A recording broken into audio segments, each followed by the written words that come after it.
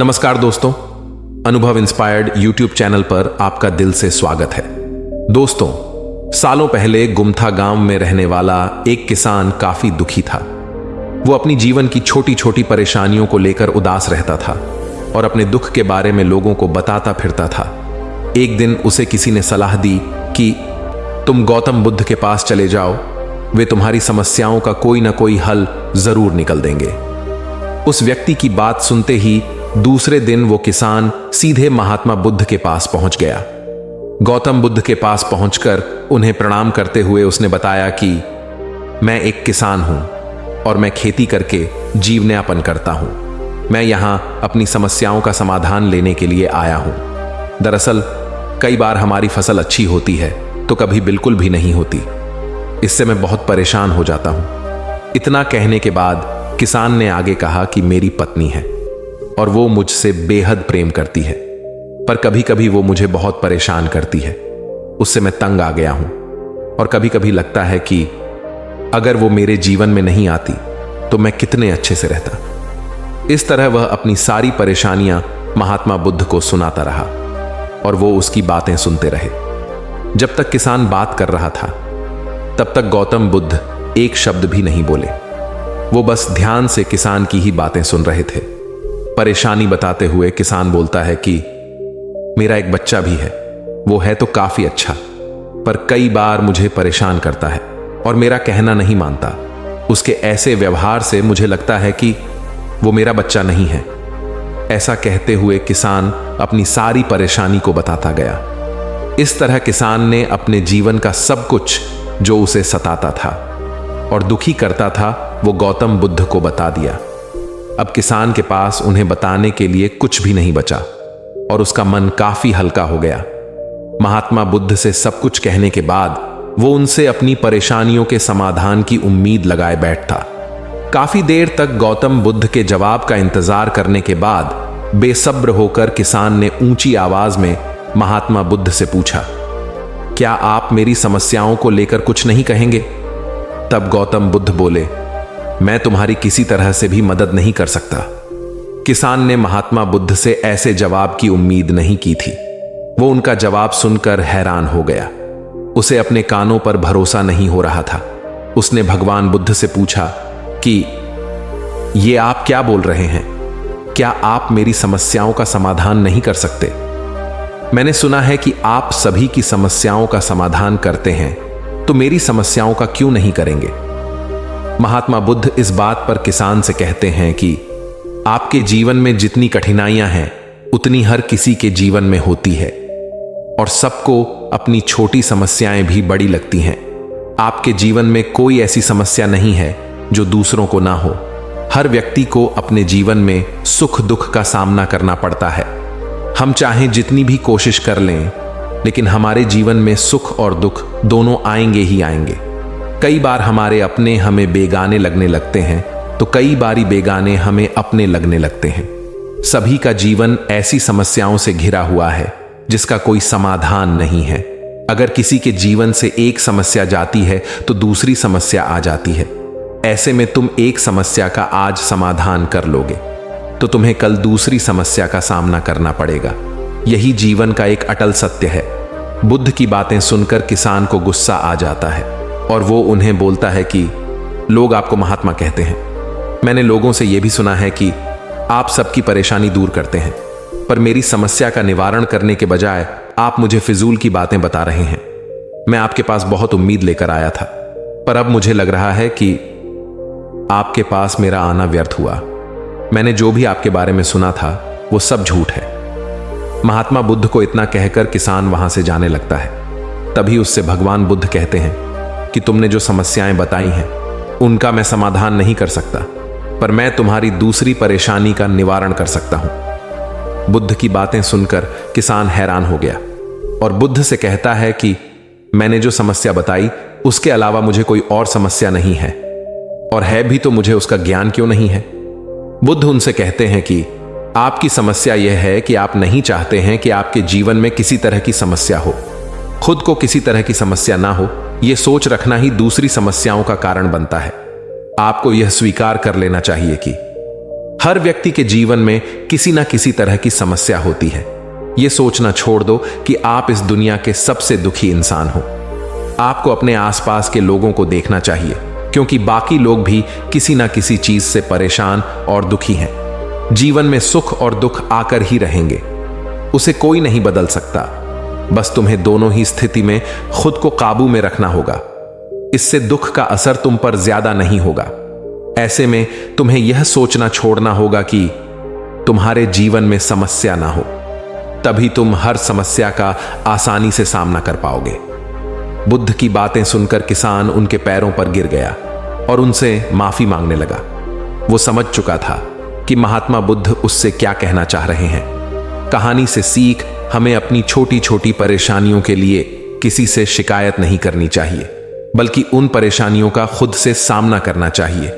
और बस एक ही बात को अपने जीवन में अपनाने की जरूरत है कि दुख और सुख को एक समान जानो, क्योंकि ये दोनों ही हमारी जिंदगी में आते और जाते रहते हैं। जितना जल्दी ये बात आप समझ जाते हैं, आप देखेंगे कि आपके जीवन से सारे दुख, सारी परेशानियां एकदम समाप्त हो गए हों। तो दोस्तों, आज और अभी से इन बातों को अपने जीवन में जरूर अपनाएं। दोस्तों, अब दूसरी कहानी शुरू करते हैं। राजा विक्रमादित्य ने बड़े से पेड़ पर लटके बेताल को उतारा और उसे लेकर आगे बढ़ने लगे। खुद को बचाने के लिए बेताल ने फिर से राजा को एक कहानी सुनाई। बेताल कहता है, एक बार की बात है, कनकपुर नाम का एक शहर था, जिसके राजा का नाम यशोधन था। वो राजा अपनी प्रजा का खूब ख्याल रखता था। उसी शहर में एक सेठ भी था, जिसकी बेटी का नाम उन्मादिनी था। वो बहुत ही सुंदर और गुणी थी। उसे जो भी देखता वो उसे देखता ही रह जाता था। जब सेठ की बेटी बड़ी हुई तो सेठ ने उसके शादी का निर्णय लिया। सेठ सबसे पहले राजा के पास अपनी बेटी की शादी का प्रस्ताव लेकर गया। सेठ ने राजा के पास जाकर कहा कि महाराज, मैं अपनी बेटी की शादी के बारे में सोच रहा हूं। वो बहुत ही सुंदर, गुणी और विद्वान है।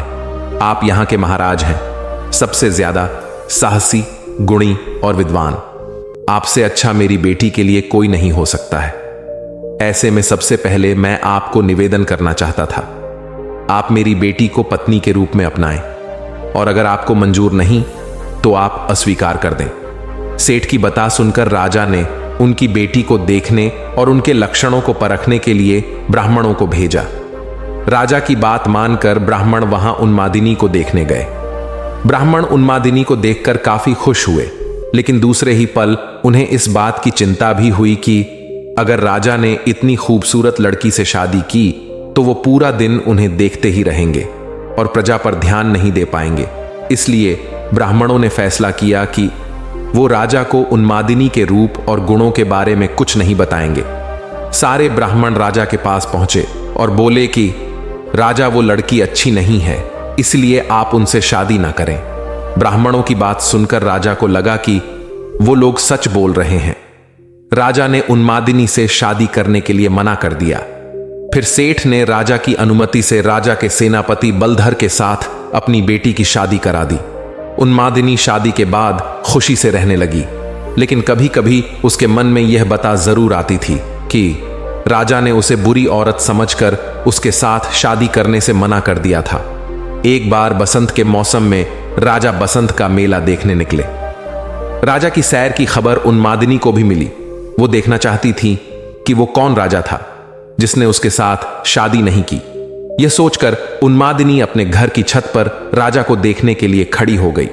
राजा अपनी पूरी सेना के साथ उधर से जा ही रहे थे कि उनकी नजर छत पर खड़ी उन्मादिनी पर पड़ी। उसे देखकर राजा पूरी तरह से आकर्षित हो गए। उन्होंने अपने सेवक से पूछा, यह खूबसूरत लड़की कौन है? तब सेवक ने राजा को सारी कहानी बताई। ये वही लड़की है जिसके साथ ब्राह्मणों के कहने पर आपने शादी करने से मना कर दिया था। बाद में इसकी शादी सेनापति बलधर के साथ हो गई थी। पूरी बात सुनकर राजा को गुस्सा आया और उसने ब्राह्मणों को नगर छोड़ने की सजा दे दी। उसके बाद राजा बार बार यह बात सोच सोच कर दुखी रहने लगा। उसे बार बार शर्म भी आ रही थी कि वो एक ऐसी लड़की के बारे में सोच रहा था जो पहले से ही शादीशुदा है। राजा के हाव भाव से आसपास के लोग उनकी मन की बात समझने लगे। राजा के मंत्री और चाहने वालों ने राजा से कहा, राजा, इसमें दुखी होने वाली क्या बात है? सेनापति तो आपके लिए ही काम करता है, तो आप उनसे बात कर उसकी पत्नी को अपना लें। राजा ने लेकिन मंत्रियों की बात नहीं मानी। राजा का सेनापति बलधर, जिससे उन्मादिनी की शादी हुई थी, वो राजा का भक्त था। उसे जब राजा की बात पता चली तो वो राजा के पास पहुंच गया और बोला, राजा, मैं आपका दास हूं और वो आपके दास की ही पत्नी है। मैं खुद उसे आपको भेंट देता हूं। आप उसे अपना लें या फिर मैं उसे मंदिर में छोड़ देता हूं। वो देवकुल की स्त्री हो जाएगी, तो आप उसे अपना सकते हैं। राजा को सेनापति की बात सुनकर बहुत गुस्सा आया। राजा ने कहा, राजा होकर मैं ही ऐसा बुरा काम करूंगा? कभी नहीं। तुम मेरे भक्त होकर मुझे ऐसा काम करने को कह रहे हो। अगर तुम अपनी पत्नी को नहीं अपनाओगे तो मैं तुम्हें कभी माफ नहीं करूंगा। राजा मन ही मन उन्मादिनी के बारे में सोचते सोचते मर गया। सेनापति राजा की मौत से बहुत दुखी हुआ और इस बात को सह नहीं पाया। उसने अपने गुरु को सब बात बताई। उसके गुरु ने कहा, सेनापति का धर्म होता है कि वो राजा के लिए अपनी जान भी दे दे। यह बात सुनकर सेनापति ने राजा के लिए बनाई गई चिता में कूदकर अपनी जान दे दी। जब यह बात सेनापति की पत्नी उन्मादिनी को पता चली तो उसने भी अपने पति के लिए अपने प्राण त्याग दिए। इतना बताने के बाद बेताल ने राजा विक्रमादित्य से सवाल पूछा, बताओ राजन, राजा और सेनापति में सबसे ज्यादा हिम्मत वाला कौन था? विक्रमादित्य बोला, राजा सबसे अधिक साहसी था, क्योंकि उसने राजधर्म निभाया। उसने सेनापति के कहने पर भी उन्मादिनी को नहीं अपनाया और खुद मर जाना सही समझा। सेनापति एक अच्छा सेवक था। अपने राजा के लिए उसने अपनी जान दे दी। इसमें कोई चौंकाने वाली बात नहीं थी। असली हिम्मत वाला तो राजा था, जिसने अपने धर्म और काम को अनदेखा नहीं किया। वो राजा था, अगर चाहता तो बहुत आसानी से उस लड़की को अपनी बना सकता था। जवाब सुनकर बेताल खुश हुआ और हर बार की तरह पेड़ पर जाकर लटक गया।